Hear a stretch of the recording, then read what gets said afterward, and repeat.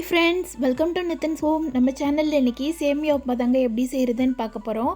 சேமியா உப்புமா செய்கிறதுக்கு முன்னாடி சேமியாவை நல்லா வறுத்து எடுத்துக்கிட்டிங்கன்னா ரொம்பவே டேஸ்ட்டாக இருக்கும். அதுவும் நெய் ஊற்றி வறுத்துக்கிட்டிங்கன்னா ரொம்பவே டேஸ்ட்டாக இருக்கும். நான் ஆல்ரெடி வறுத்து வச்சுருக்கேன். அதனால் கடகடன்னு உப்புமா செய்திடலாம். எண்ணெய் 2 ஸ்பூன் ஊற்றிட்டு 1 ஸ்பூன் கடுகு உளுந்த பருப்பு, ஒரு கொத்து கருவேப்பிலை எல்லாமே நல்லா பொரிஞ்சு வரட்டும். இப்போ பெரிய வெங்காயம், நான் ஒரு முழு பெரிய வெங்காயத்தை குட்டியாக நறுக்கி வச்சுருக்கேன், அதை சேர்த்துக்கலாம். 1.5 ஸ்பூன் கடலைப்பருப்பு சேர்த்துக்கோங்க. கடலைப்பருப்பு நல்லா பிடிக்கும்னா எக்ஸ்ட்ராவாக கொஞ்சம் சேர்த்துக்கோங்க. இது எல்லாத்தையும் சேர்த்து எண்ணெயில் நல்லா வதக்கிடலாம்.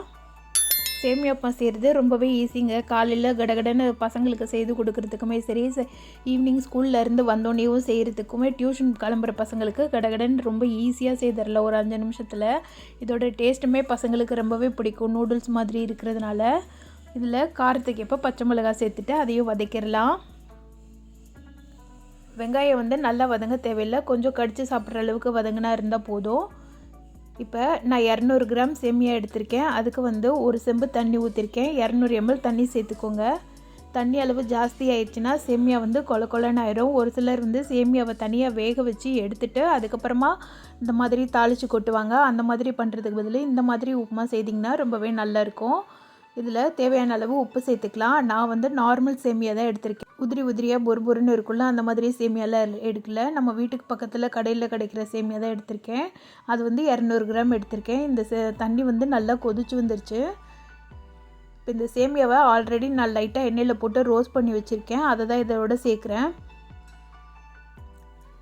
சேமியா சேர்த்தோன்னே ஃப்ளேமை லோவில் வச்சுருங்க. லோ ஃப்ளேமில் வச்சுட்டு இதை லைட்டாக அமுக்கி விடுங்க. இதை உடச்சிடாமல் அமுக்கி விட்டிங்கனாலே நூடுல்ஸ் மாதிரி நல்லா சேமியா நீட்டமாக வரும். ஒட்டவும் செய்யாது. தண்ணி அளவு ஜாஸ்தியாக வந்துடுச்சுன்னா தான் சேமியா அளவு கொல கொலன்னு ஆகும். 200 கிராம் சேமியானா 200 ml மட்டும் தண்ணி சேர்த்துக்கோங்க. இதெல்லாத்தையும் சேர்த்து நல்லா கிளறி விட்டுடுங்க. சேமியா வேகிறதுக்கு ஒரு 5 நிமிஷம் ஆகுங்க. அதை நல்லா லோ ஃப்ளேம்லேயே வச்சு செய்யுங்க. தண்ணி அளவு ஜாஸ்தியாக இல்லாமல் மட்டும் பார்த்துக்கோங்க. உப்பு கரெக்டாக செக் பண்ணி போட்டுக்கோங்க.